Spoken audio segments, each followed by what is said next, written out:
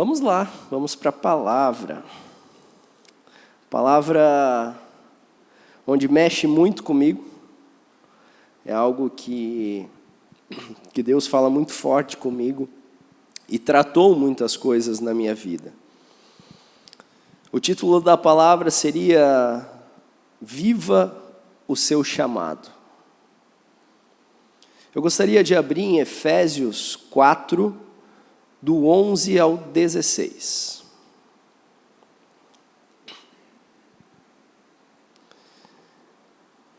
E ele designou alguns para apóstolos, outros para profetas, outros para evangelistas e outros para pastores e mestres, com o fim de preparar os santos para a obra do ministério, para que o corpo de Cristo seja edificado, até que todos alcancem a unidade da fé e do conhecimento do Filho de Deus, e cheguemos à maturidade, atingindo a medida da plenitude de Cristo.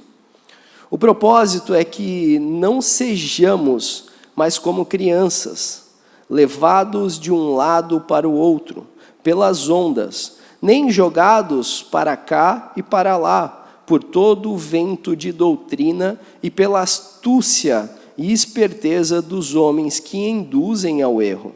Antes, seguindo a verdade em amor, cresçamos em tudo naquele que é a cabeça, Cristo.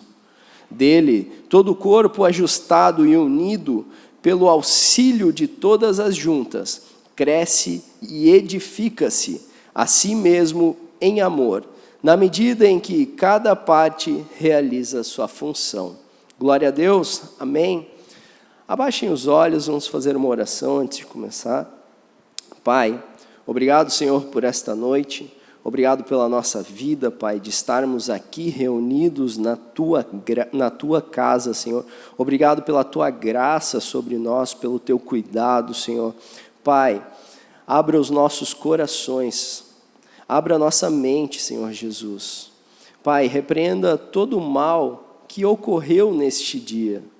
Pai, que tenha ficado lá para trás, da porta para fora, Senhor. Pai, eu sou apenas o Teu instrumento, Senhor. Guia as minhas palavras. Senhor, não deixe eu falar nada do que o Senhor não queira. A igreja é sua, Senhor. Nós somos apenas o Teu instrumento, Pai. Pai, que o Teu nome seja louvado, Jesus, e o meu diminua. No nome de Jesus, amém. Vou tomar muita água hoje, tá? Para ver se a voz não afina. Já não é bonita, né? Eu até ia me inscrever na audição do Alelon, mas melhor não, né? Vocês não merecem isso. Nós acabamos de ler que Deus designou o corpo dele para várias funções. Um para apóstolos, outros para mestres, outros para dons proféticos, e assim vai a lista. Todos nós temos um chamado. Todos nós temos um propósito em Deus. Talvez nós estamos em uma parte da nossa vida onde o meu chamado está confuso, onde o meu propósito eu não consigo enxergar, mas tenha certeza disso, você tem um propósito. Talvez você precisa arar o terreno, limpar o terreno para deixar claro esse propósito. O primeiro passo para viver o propósito é saber aonde ele está e buscá-lo com todas as nossas forças, com todo o nosso entendimento. Buscar em Deus o que Ele nos preparou, o que Ele já fez lá atrás, o que Ele já planejou para nós. Porque quando nós não vivemos o propósito nas nossas vidas, Tu pode ter o dinheiro que for, pode ter a fama que for, pode ter o sucesso que for, mas você vai ter um vazio dentro de você. Porque a gente vê muitos famosos com depressão, com problemas psicóticos, afundados em drogas, mas eles têm tudo, têm dinheiro, têm fama, têm poder, mas o principal eles não têm, que é viver o propósito de Deus aqui na terra, não o propósito de homens. Talvez a gente fica correndo atrás da máquina para fazer as coisas acontecerem, e as coisas não acontecem. Talvez a gente faz toda a força para dar o melhor para a nossa família, para ser o melhor no nosso emprego, e as coisas não acontecem. Enquanto nós estivermos buscando realização, nós vamos dar com a cara na parede. Mas quando nós mudarmos a nossa perspectiva de visão e começarmos a buscar o nosso propósito, a realização é consequência. Ela vai vir. Mas só que daí ela não vem vazia. Ela não vem com tristeza. Ela vem com a glória do Senhor. Talvez você pense, Anderson, mas meu chamado não é pregar. Anderson, meu chamado não é estar na função na igreja. Não. Como a palavra disse, cada um tem o seu chamado. Talvez o seu chamado é no seu trabalho, seu chamado no hospital, meu chamado na academia, e por aí vai. O seu chamado está onde você coloca a planta dos seus pés todos os dias. Se Deus colocou você lá, você é luz do reino lá dentro.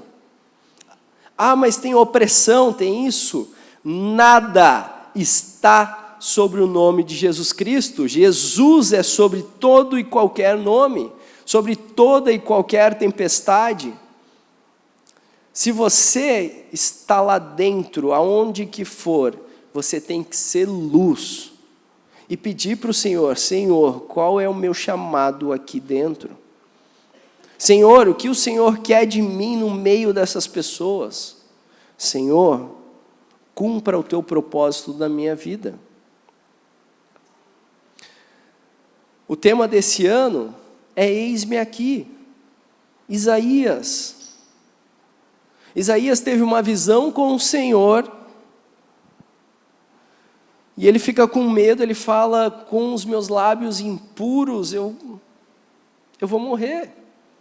O anjo do Senhor pega uma brasa quente e coloca na língua de Isaías e diz, seus pecados estão perdoados.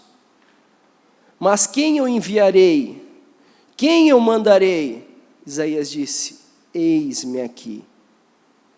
Para nós vivermos o nosso chamado aqui na terra, nós precisamos dizer para o Senhor, eis-me aqui. Não é eis-me aqui quando me é favorável. Não é eis-me aqui quando é legalzinho. Não é eis-me aqui quando tem cachorro quente. É eis-me aqui em todos os momentos. É eis-me aqui quando precisa de mão de obra para arrumar as cadeiras, limpar a igreja. É eis-me aqui quando alguém no seu trabalho, que você não gosta, está precisando de um abraço. É eis-me aqui quando aquela pessoa que falou mal de você está precisando você ir lá cuidar dela. É eis-me aqui para tudo. É eis-me aqui para levar a luz do Senhor, o amor de Jesus Cristo para todos nessa terra. Então, antes de a gente entrar de verdade, digamos assim, na palavra, nós precisamos entender esse eis-me aqui. Nós precisamos entender que nós fomos, sim, chamados para um propósito. Todos nós. Independente da sua idade, da sua fase de vida, fase financeira, você tem um chamado. Amém? Como viver esse chamado? Anderson, como que eu vivo o chamado de Deus? Olha só que interessante. Viver o seu chamado, significa descobrir, aceitar e caminhar na missão que Deus tem para a sua vida, cumprindo o propósito dele com fidelidade e paixão. Então nós precisamos descobrir qual é o nosso chamado, aceitar, que eu acho que é um dos mais difíceis, e o TDAH aqui falhou o último, e caminhar na missão, com toda a paixão. Não adianta eu querer caminhar em algo que eu não sei o que é. Então, antes de tudo, nós precisamos ter bem definido qual é o nosso chamado. Pedir para Deus, pedir confirmação para o Pai, orar, jejuar, dedicar tempo a buscar a intimidade do Senhor para que Ele revele o seu chamado. O seu chamado é bem provável, tá? Não vou dar certeza aqui, mas é bem provável. É algo que você faça com naturalidade. Deus, desde o início, antes de eu ser convertido, eu sempre tive facilidade em falar em público. Na minha época de loucura, os meus amigos chamavam de palestrante, porque eu não parava de falar às vezes. E na época eu achava isso ruim, eu achava uma brincadeira que não era legal, não gostava. Conheci o Senhor, as coisas foram acontecendo na minha vida. Me chamaram para falar aqui, falar ali, e aqui estou eu, pregando a palavra do Senhor. Agora me chama para cantar, não é o meu chamado. Eu posso fazer aula de canto que for, não é. E assim cada um tem o seu. Você precisa entender no que você tem graça para fazer, naquilo que você tem alegria, disposição, porque não é um trabalho. Trabalho é fazer aquilo que você não gosta, isso é trabalho. Nós precisamos viver o nosso chamado não como uma perspectiva de trabalho, mas como uma perspectiva de missão de vida. Nós, sem um chamado definido, nós vagueamos pela terra. E quem domina a terra? Se a gente pegar lá em Jó, a palavra fala que Satanás estava vagueando a terra. Quando nós não temos um propósito bem definido em Deus, nós ficamos vagueando na terra. E nós somos presas fáceis para o inimigo. Ele vai nos trazer tristeza, depressão. Ele vai nos trazer N problemas psicológicos. Por quê? Porque você não está cumprindo o seu chamado. Você está longe do que Deus quer para você. Qual que era o chamado de Deus para os israelitas quando eles saíram do Egito? Eles andarem 12 a 14 dias, chegarem na terra prometida, desfrutarem daquela terra e mostrar a glória de Deus para toda a humanidade. O que eles fizeram? Prefiro ser escravo. prefiro voltar para o Egito. Prefiro comer cebola lá no Egito. Prefiro isso, prefiro aquilo. Nós precisamos aceitar o chamado. Nós já descobrimos, agora nós precisamos aceitá-lo. Ah, mas é difícil. Preciso me dedicar, sim. Para tudo na vida você precisa se dedicar. Nós precisamos aceitar o que o Senhor tem para nós. Talvez o Senhor já tenha falado 1, 2, 10 vezes para você. E você está correndo. Enquanto você não der ouvidos para o Senhor, para o seu chamado, as coisas não vão fluir. As coisas não vão andar em paz. As coisas vão andar em paz quando nós organizarmos a casa. A casa é nós. Não adianta. Eu vou falar um testemunho meu. Em 2023, Deus falou comigo sobre vir para Blumenau. Já namorava com a Thaís e a princípio ela iria para Joinville. E estava tudo certo, estava praticamente definido isso. Janeiro de 2023, Deus começou a trazer, dezembro de 2022, perdão, Deus começou a trazer algo no meu coração, uma paz sobre vir para Blumenau. Em janeiro, Deus confirmou. Eu pedi algumas confirmações e foi reto. Não tive dúvidas. Conversei com o meu pastor lá em Joinville e ele, Anderson, vai. E o que eu fiz? Recuei. A princípio, no primeiro momento, não, eu vou, beleza, vou largar tudo. Comecei a pensar. Comecei a calcular. Essa é a pior coisa que a gente faz quando a gente descobre o nosso chamado. A gente começa a colocar na balança se é viável ou não. Se nós temos condições de manter aquilo ou não. Tenha certo na sua cabeça, nós não temos condições de manter nada. É Ele que nos sustenta. É Ele quem faz através de nós. Nós somos apenas um instrumento.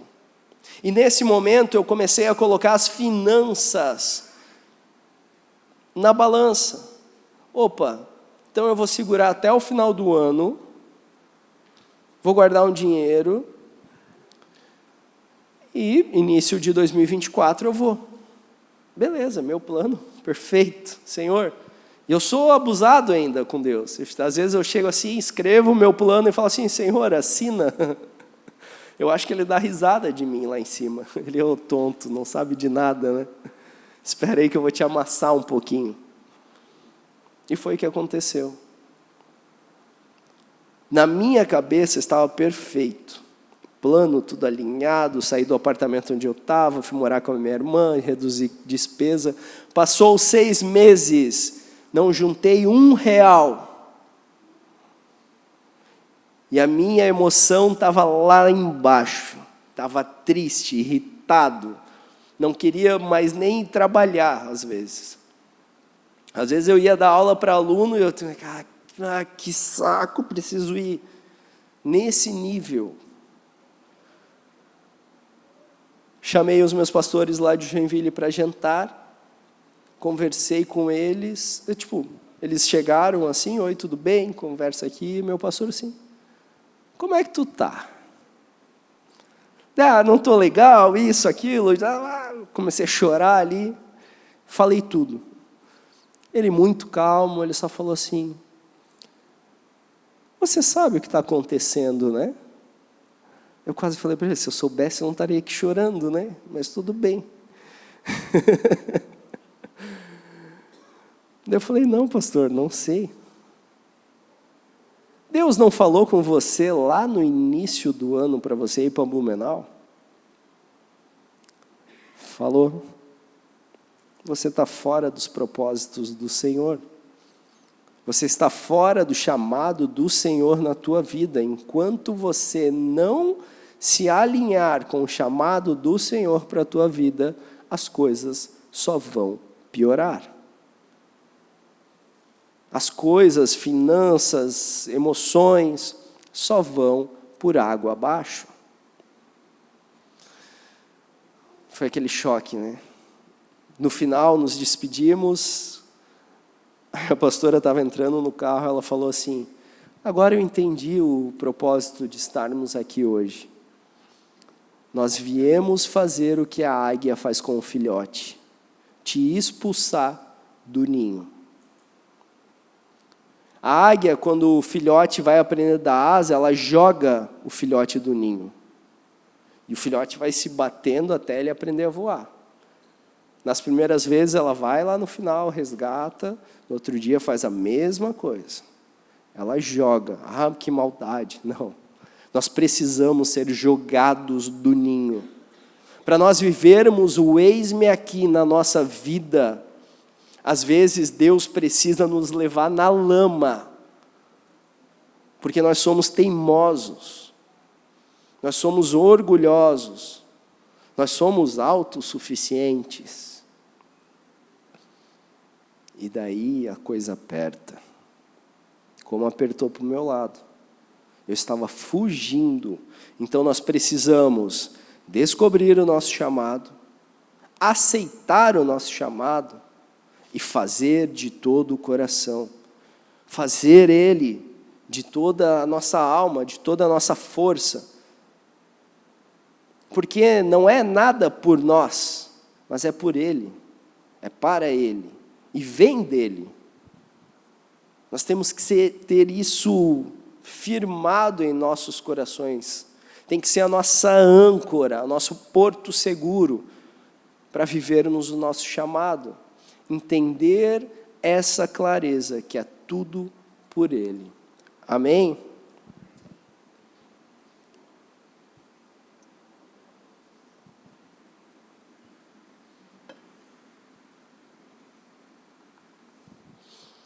Tem algumas coisas que são fundamentais para nós descobrirmos, vivermos, aceitarmos e fazermos com plenitude. Seria o primeiro ponto, né? Identidade. Identidade em Deus. Para você descobrir o seu chamado, para você viver o seu propósito aqui na terra, você precisa ter a sua identidade em Deus muito firmada. Uma identidade fraca em Deus é uma identidade de fácil queda. Uma identidade fraca em Deus é uma areia movediça. Uma identidade fraca em Deus é construir a sua casa na areia. Vai bater o primeiro vento e vai derrubar. Por quê? É uma guerra espiritual.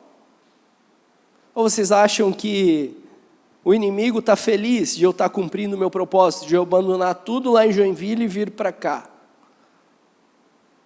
Não. Ele não queria que eu viesse. Queria me prender nas finanças, isso, aquilo, orgulho.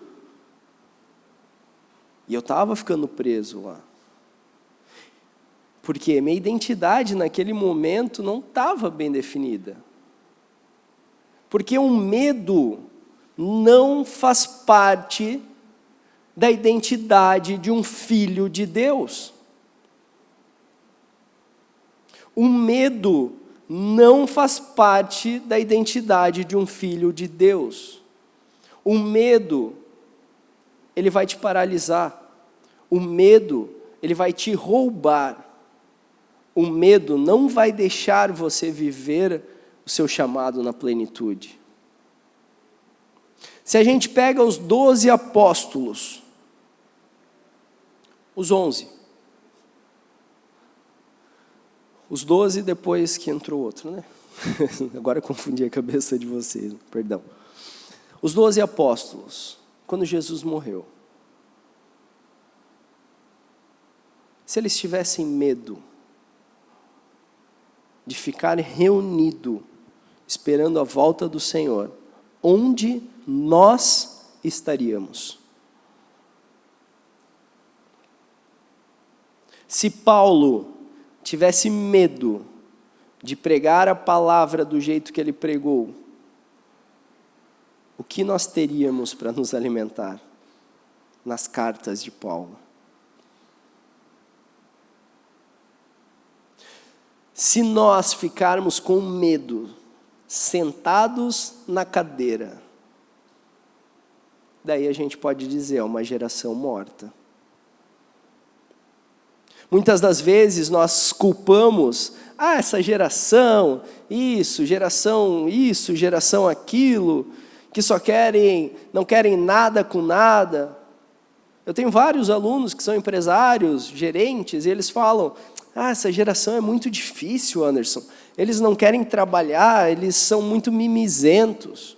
Quem que é o culpado? Nós, a geração anterior.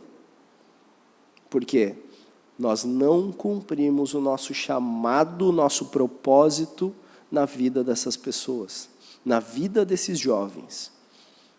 Então, antes de falar dos jovens, dos adolescentes, da geração, que é agora a geração? Milênio. Olhe para você e faça a pergunta, o que eu estou fazendo por essa geração? O que eu, Anderson, estou fazendo pelos homens dessa geração? Homens de 10, 15 anos, 11 anos, 16, 18. O que eu estou fazendo? O nosso chamado sempre vai estar relacionado ao outro, ao próximo. Nunca é sobre nós. Quando Deus vai falar com Salomão em sonho e fala, Salomão, me pede tudo o que você quiser, me agradei de você. Salomão fala o quê? Senhor, me dê sabedoria para eu cuidar do teu povo.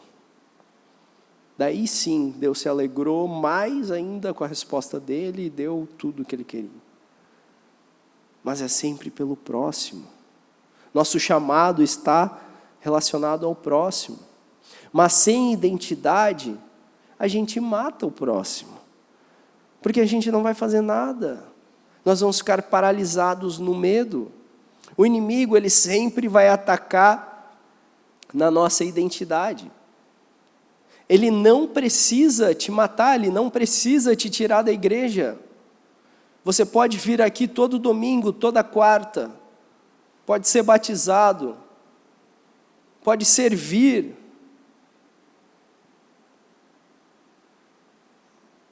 Mas pode ser morno.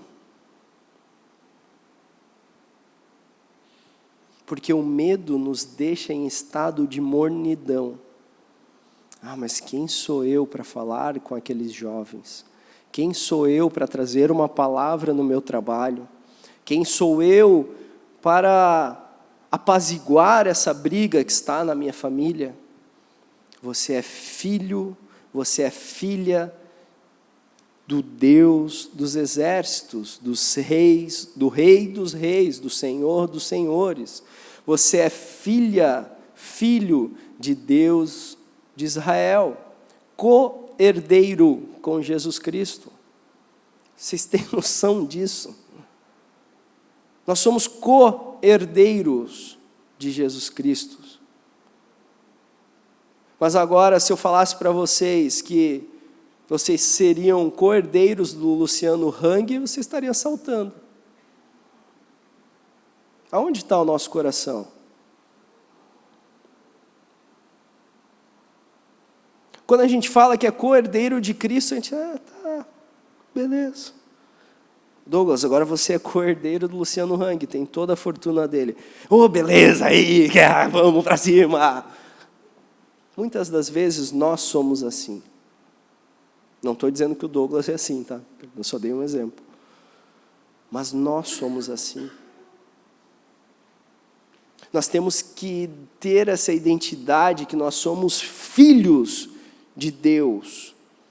E nós temos que viver tudo o que Ele quer para nós. Nós precisamos firmar todos os dias essa identidade no Senhor. E nós precisamos exaltar, adorar, como nós cantamos. Levantar as mãos no seu quarto, na sua casa, e adorá-lo pelo que Ele fez, pelo que Ele vai fazer e pelo que Ele está fazendo na sua vida. E através da sua vida. Então, o primeiro de tudo, nós precisamos acabar com a falta de identidade. Às vezes a gente acha que tem identidade firmada, mas na primeira tristeza a gente já abandona, no primeiro desconforto a gente já para. A igreja se mudou lá para longe. Mas agora eu levo mais de 5 minutos para ir para a igreja. Eu acho que eu não vou. O culto demora muito para começar. Cara, a gente deveria dar glória a Deus por isso. Estou lendo um livro que é Coração Ardente, do John Bevere. Recomendo a todos, tá?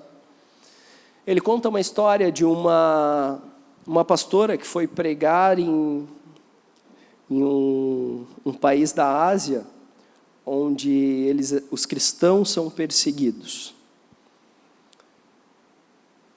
E ela pregou, foi uma bênção, e ela viu a glória de Deus naquele lugar, a dedicação dos irmãos que estavam lá. Eles tinham que se reunir escondidos, porque senão eram mortos, eram presos. O pastor tinha sido preso várias vezes, pastor local lá. E no final de tudo, ela pediu para ela orar por eles, assim, e no final o pastor, chorando, falou para ela: eu estou com medo da liberdade que querem nos dar. Eu estou com medo da liberdade, porque estava uma onda de amansar as coisas nesse país para os cristãos, meio que liberar os cultos. Ele estava com medo disso acontecer e os cristãos perderem o seu fervor, perderem a sua identidade, porque o comodismo nos mata como filhos de Deus. A mornidão nos mata, e nós, brasileiros, nós temos uma tranquilidade para falar da palavra do Senhor que é absurda. Nós não somos perseguidos, nós não somos banidos, não, a gente não vive nada, a gente é tranquilo. E essa zona de conforto que a gente vive pode nos roubar da identidade do Senhor. Então nós temos que ser ousados. Jesus fala que aquele que for perseguido, xingado, dê glória a Deus, porque seu galardão no céu está aumentando. Sua recompensa é no céu. Então, para vivermos o nosso chamado, nós precisamos definir a nossa identidade em Cristo Jesus. Amém?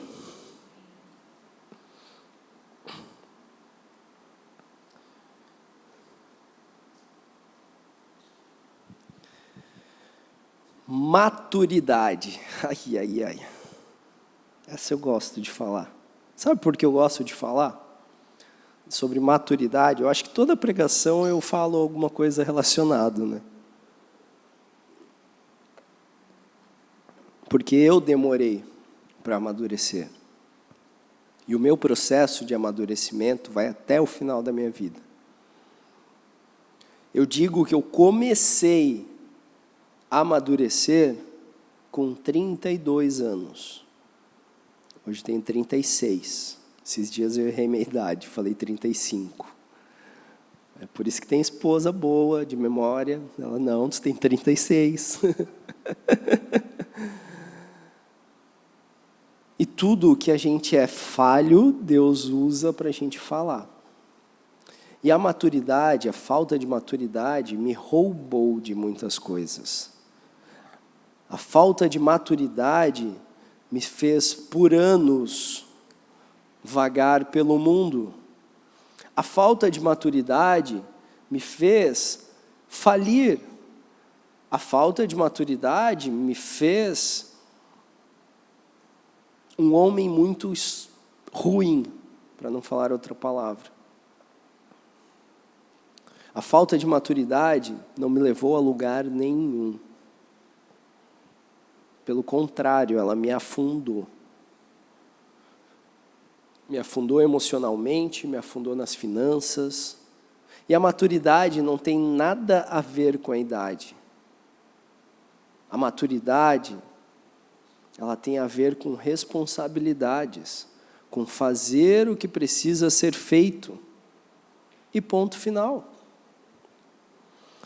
Olha só, a maturidade no contexto cristão é crescimento espiritual, emocional e moral de alguém que caminha com Deus,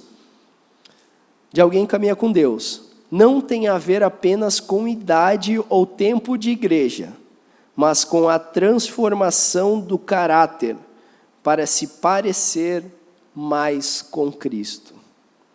Então, para nós vivermos o nosso chamado na plenitude, nós precisamos buscar ser maduros em Cristo. Como que nós vamos, através do nosso chamado, vou dar um exemplo aqui. Sou chamado, Anderson, para evangelizar. Estou numa empresa onde a maioria dos funcionários não gostam de mim e esses dias vieram me xingar. E eu saí no braço com eles.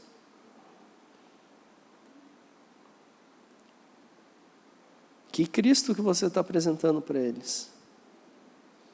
Ah, mas eu saí do sério. A pessoa me pegou num dia ruim. Que Cristo faz isso? Me desculpa, não é Jesus Cristo que morreu por nós. A maturidade faz nós sermos tardios no falar. Pode pegar uma conversa, às vezes está numa mesa e aquela pessoa que quer se atravessar sempre e tudo ela sabe e tudo ela é melhor e não, a história dela é melhor. Pode ter certeza que é uma pessoa imatura. Por quê? Porque ela precisa de atenção, ela precisa ser bajulada. E isso é imaturidade. O maduro, me desculpa a forma que eu vou falar, não quer saber o que os outros estão pensando, o que vão pensar. Ele vai fazer o que tem que ser feito e ponto final. Gostou ou não gostou? Me desculpa, fui chamado para fazer isso. O maduro, como eu já vi o Douglas fazer várias vezes, ir numa praça e evangelizar. Ah, mas o que os outros vão dizer, cara? Ah, você é aquele crente chato. Como ele já contou a história de eles evangelizando dentro da Oktoberfest. E um casal foi restaurado. Quando um é salvo, a festa no céu. Agora você vai ficar preocupado com o que os outros vão pensar de você quando você vai fazer algo. Isso é imaturidade. Isso não é maturidade no Senhor. Você tem que estar preocupado com o que o Senhor está pensando de você. Com o que o Senhor tem para você.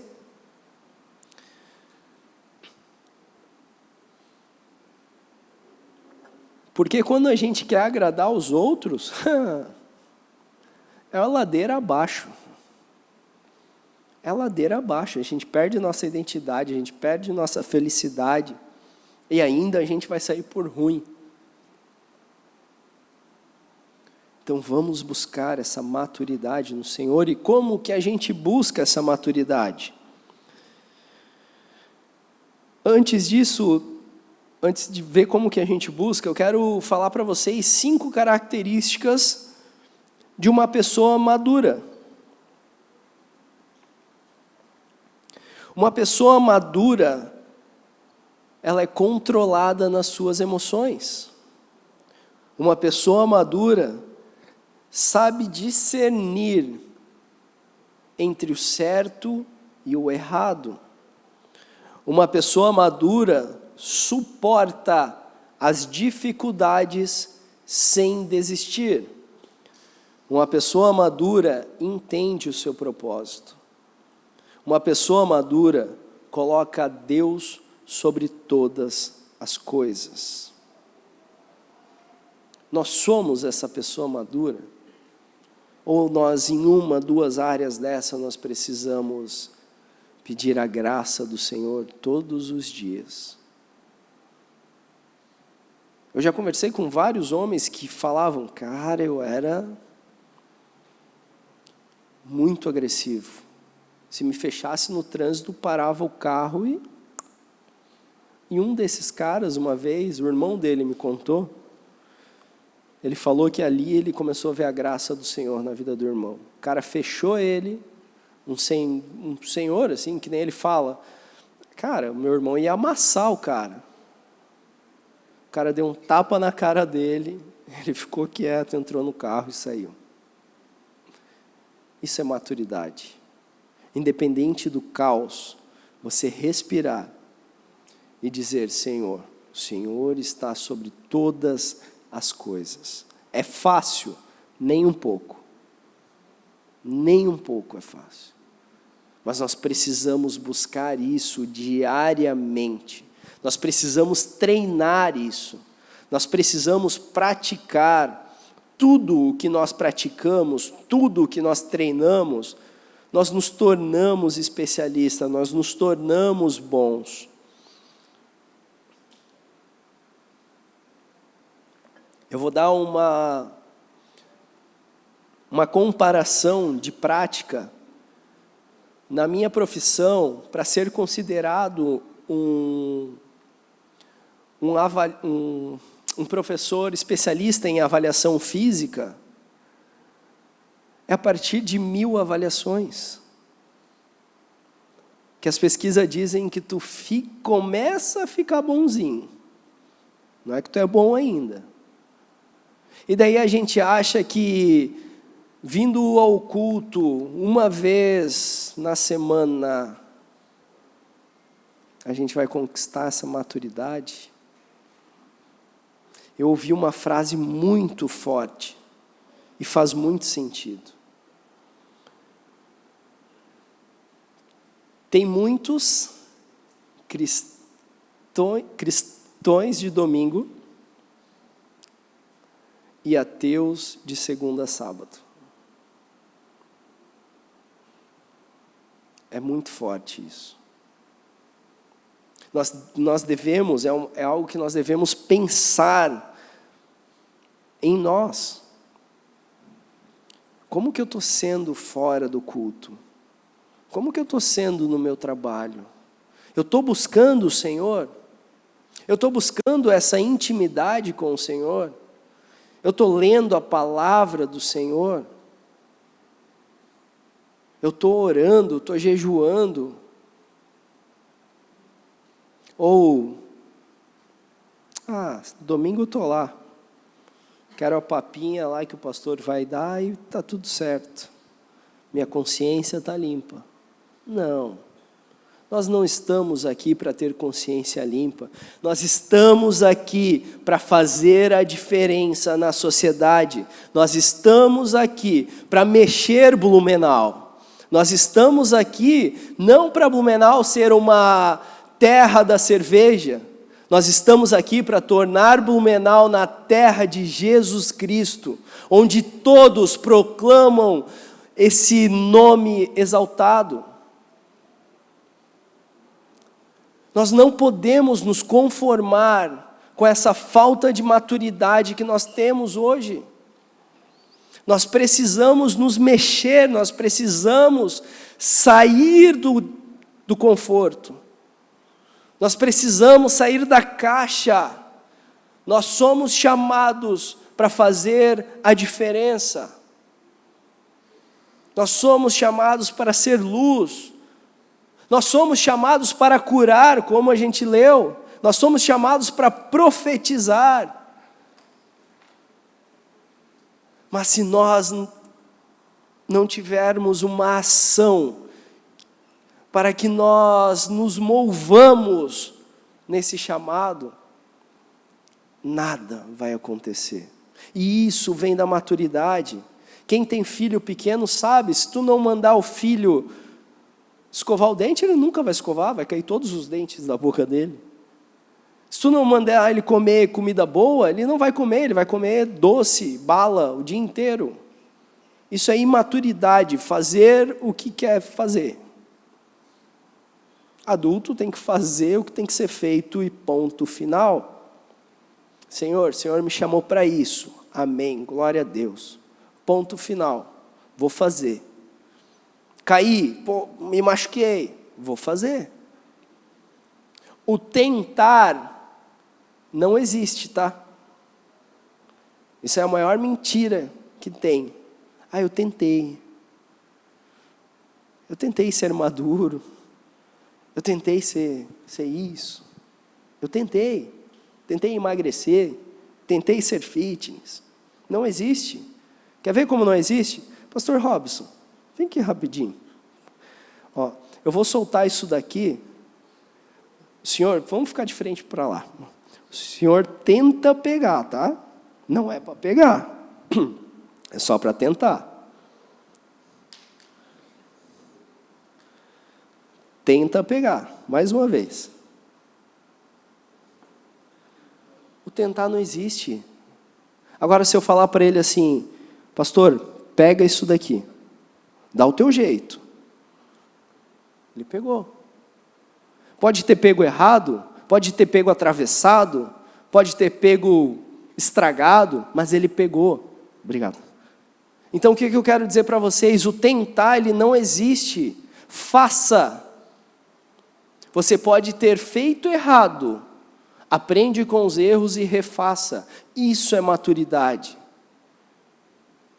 Isso é maturidade no Senhor. Anderson, eu preguei um dia lá na minha escola, na minha faculdade, no meu trabalho, e ninguém me deu atenção. Você fez. Talvez você fez errado. Chegou lá, vão tudo para o inferno. Não é assim. Pede a graça do Senhor. Mas você fez, é um processo, você vai aprender. Depois da 100ª vez, vai começar a ficar legalzinho. Mas não desiste. Se você desistir na primeira, já era. É tudo que o inimigo quer. Então busque essa maturidade e não pare por nada. Amém?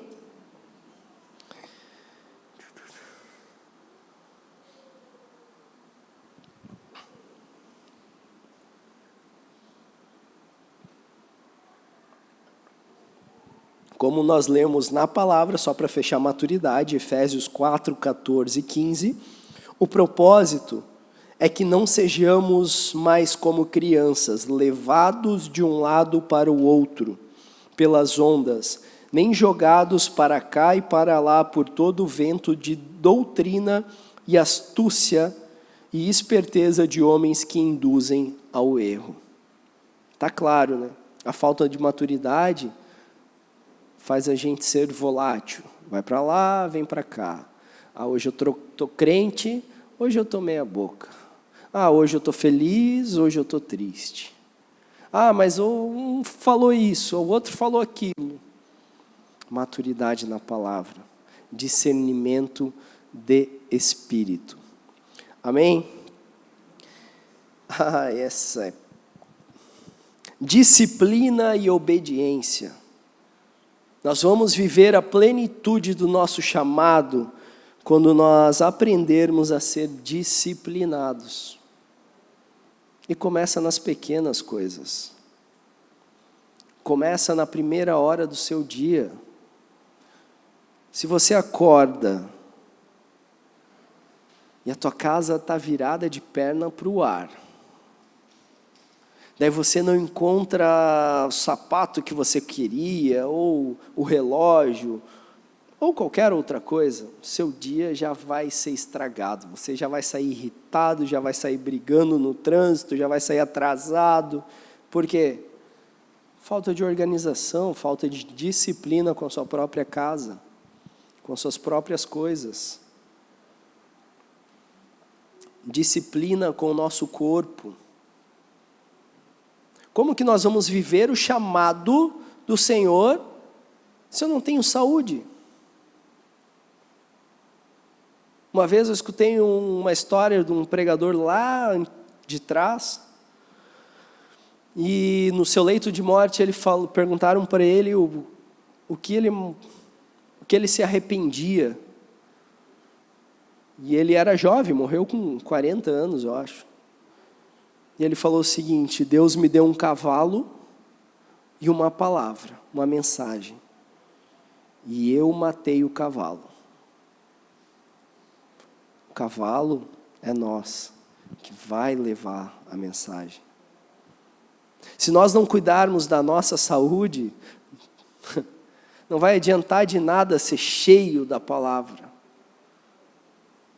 Nós não vamos ter saúde para ir pregar, para fazer isso, aquilo, acordar cedo, dormir tarde. Primeiro de tudo, na disciplina e obediência, nós precisamos cuidar do templo do Espírito Santo. É templo do Espírito Santo. Nós precisamos dizer não para coisas.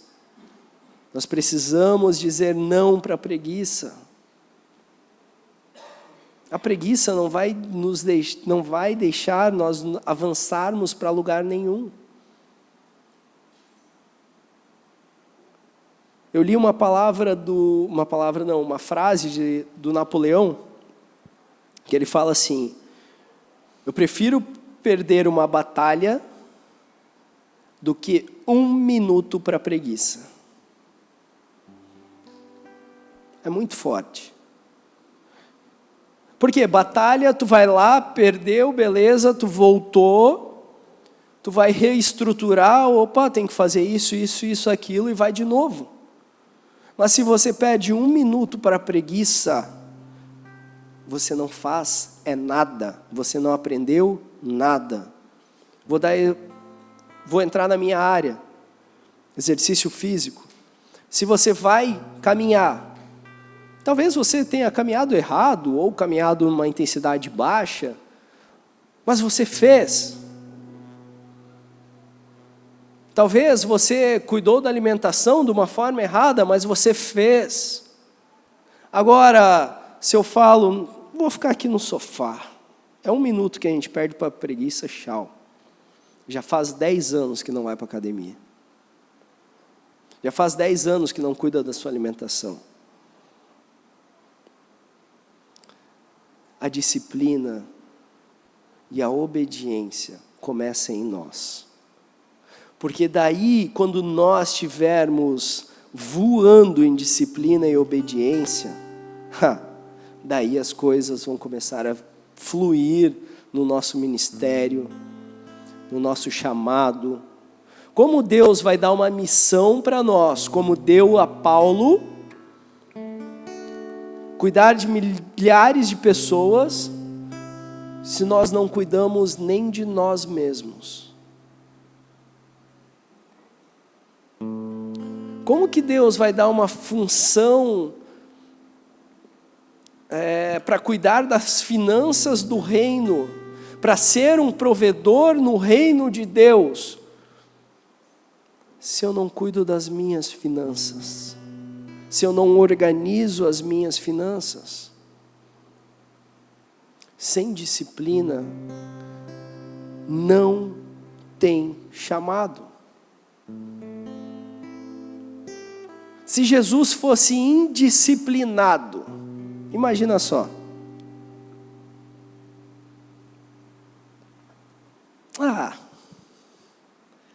Tem 5.000 pessoas aqui. Não vou orar. para multiplicar. Eles vão para casa e dão um jeito. Cada um vai buscar o seu alimento. Se Jesus fosse indisciplinado, ele não ia ao monte orar quase todas as noites. E os grandes milagres aconteceram quando ele descia do monte. Ele, sendo Deus, ele era disciplinado na sua oração, na sua intimidade com o Pai. E por que nós, réis mortais, achamos que não precisamos de disciplina, de obediência à palavra, de dedicação, de tempo com o Senhor?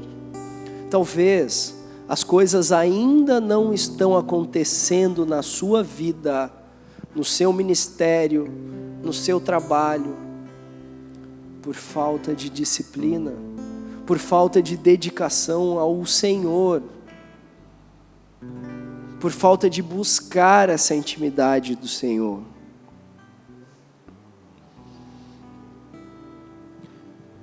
Para ir para o final aqui, olha só como é forte a questão da disciplina e da obediência. Em Provérbios 6, 9, ele diz o seguinte.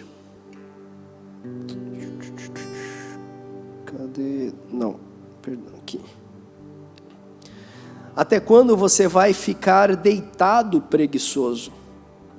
Quando se levantará de seu sono, tirando uma soneca, cochilando um pouco, cruzando um pouco os braços para descansar?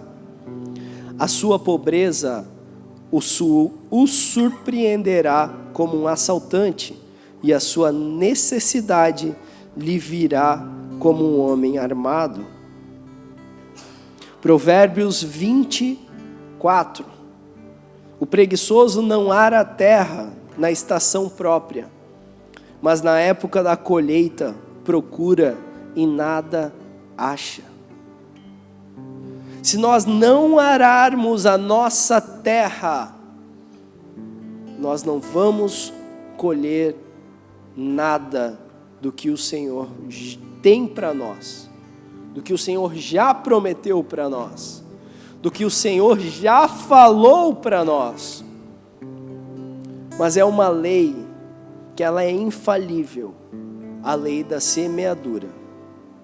Se nós não semearmos, vai chegar na hora da colheita e não vai ter nada. E do jeito que nós somos abusados, desculpa a palavra, mas é a verdade, nós vamos culpar o Senhor ainda. Nós vamos dizer que Ele não fez. Bom, Senhor, por que não aconteceu? Opa, não aconteceu ainda. Reflita em tudo que você semeou até aqui. É uma reflexão interna. E tem que ser sincera. Não pode ser mascarada. É você e você. É você e Deus. Não perca tempo para viver o seu chamado. Não perca tempo para viver tudo o que o Senhor tem para você. São grandes planos. Os planos dele são perfeitos. Os nossos não. Os planos dele é infalível. Os nossos não. Clame ao Senhor, como a gente cantou lá no início. Adore na sua casa. Seu primeiro chamado é a sua casa.